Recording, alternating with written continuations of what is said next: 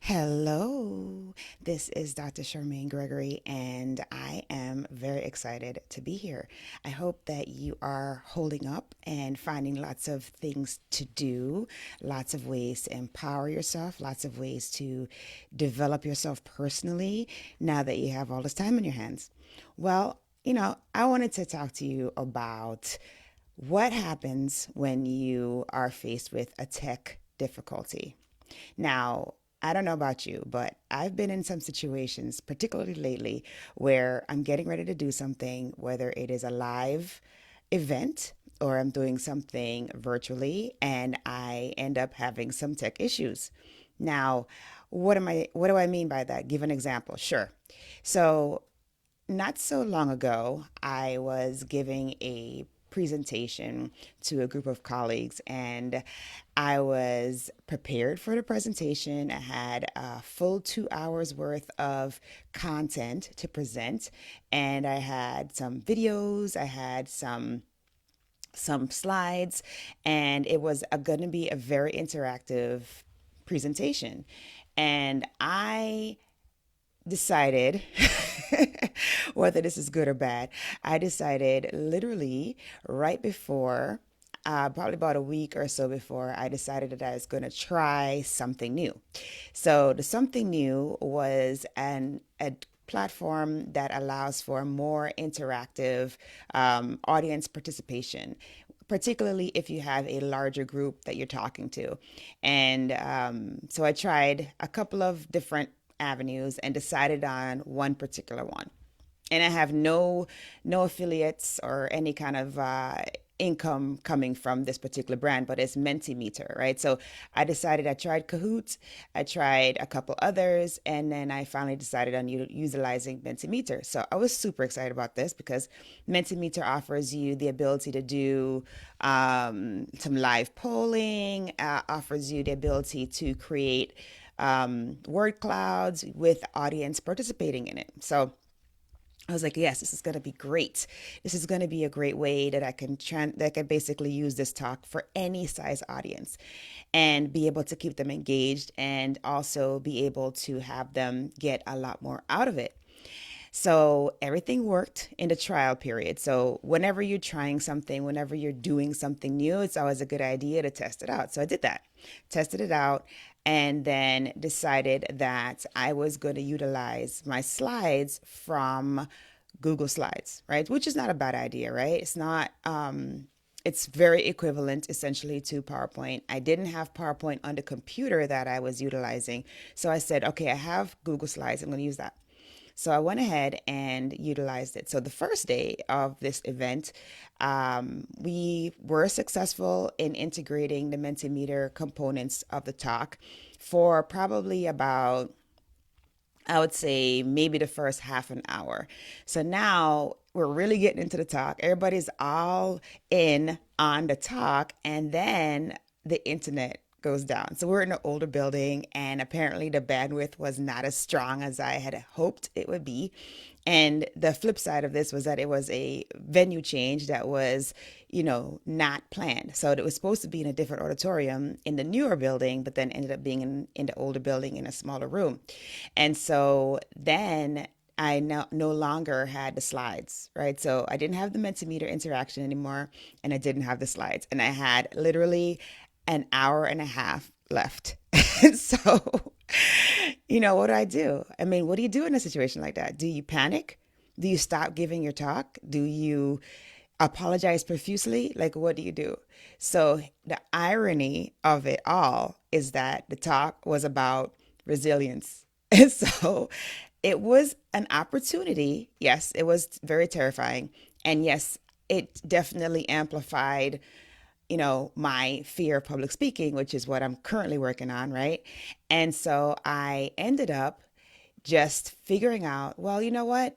This is not the end of the world. I will not die. The information, the content still needs to be delivered. So I have to figure out a workaround in which to do this. And what I ended up doing was running through the slides from the computer, just basically telling people what they would say. So, they just had me talking, asking them questions, getting them to raise their hands instead of pressing a button on the Mentimeter. And, it was fine in the end. So what I discovered from that day was that I needed to make sure that the slides were not on an internet bandwidth dependent source. And then I also realized that I wasn't going to be able to use Mentimeter at all because it also relies on the internet. So I made it through.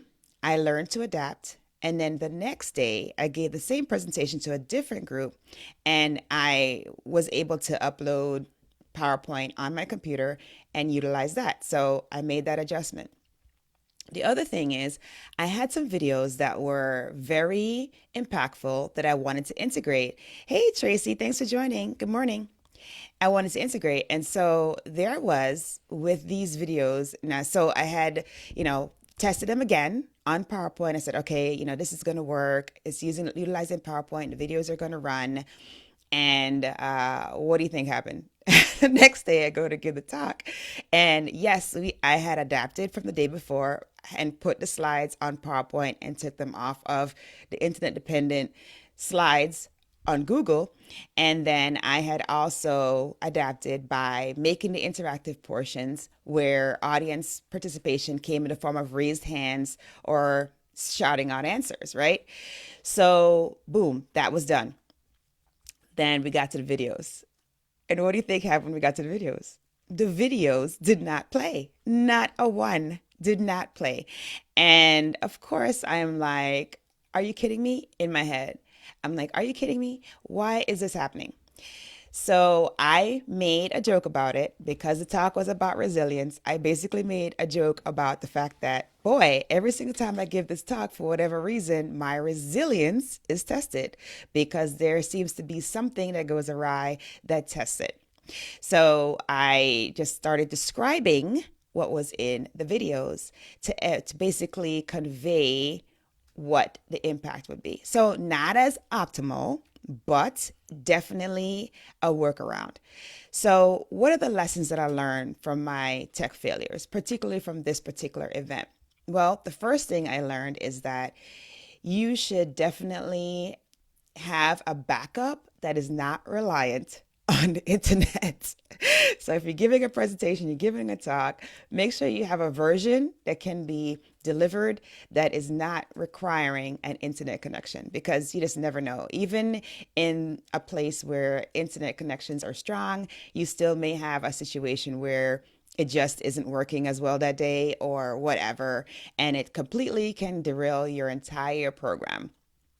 The next thing is, so have a backup that is, I guess, low tech. I would even go as far as to have the slides in a PDF format that you can actually if you need to, you can, deliver that talk from the PDF version. So that's like the ultimate backup of a backup. So that's one lesson. The second lesson is that even when you are in a situation where tech fails on you, you should have internalized your material so well that you're able to deliver it anyway. And it's always a icebreaker or a audience pleaser if you're able to basically, tell a joke or tell a story or, make your content even more colorful. Hey, Kelly, thanks for joining. And that allows for your audience to get that amazing content that you're going to deliver. And they also have this personal touch of your personality. So it just makes it more interesting. It makes it more interesting. And it makes people less likely to be looking down at their phones or become distracted or all the things that happen, when you go to a talk. A lot of these things can happen. So the third thing is always remember that no matter what happens, even if you're on the stage and your heel for your high heels break or your mic bops you in the eye and gives you a black eye. I don't know, I'm just being silly, but whatever, no matter what happens, you won't die. Unless, of course, I don't know, the off chance that lightning strikes you exactly as you're on the stage, or the off chance that a hurricane is going to come and whisk you away from the audience. I don't know. So again, I'm being silly, but the point is that no matter what happens, no matter how much tech fails you, you won't die. I learned that because I didn't die. So, those are my three tips for you. And I hope that you will, if you're facing your fear of public speaking like I am, I hope that you will think of creative ways that you can face that boldly so that the more that you do, you will get better and better at what you are delivering, and you will get more and more brave, less and less fearful of getting in front of people and speaking to them. Because guess what? Your tribe, right, which is the audience that is looking for your expertise, needs to hear your voice, needs to have you be the one that delivers the information. So you cannot let fear get in the way of that. And if you've had any difficulty with public speaking, just know that the more you do it, is the better you'll get at it. And the more interesting you'll be to listen to. So you have a tribe that's already willing and able and wanting to listen to you. So why not bless them with the content that you have to provide? So I hope that was helpful. I hope that the next time that you are faced with a tech difficulty, whether you are doing something virtual or you're doing something live, that you will be adaptable, flexible, and resilient. I am Dr. Charmaine Gregory, and I thank you for your time. Thanks for coming on. If you are looking to face your fear, definitely do it because there is nothing but greatness that comes on the other side of doing so. All right, so I hope that you'll be strong, be brave, and unleash your greatness. Have a great day.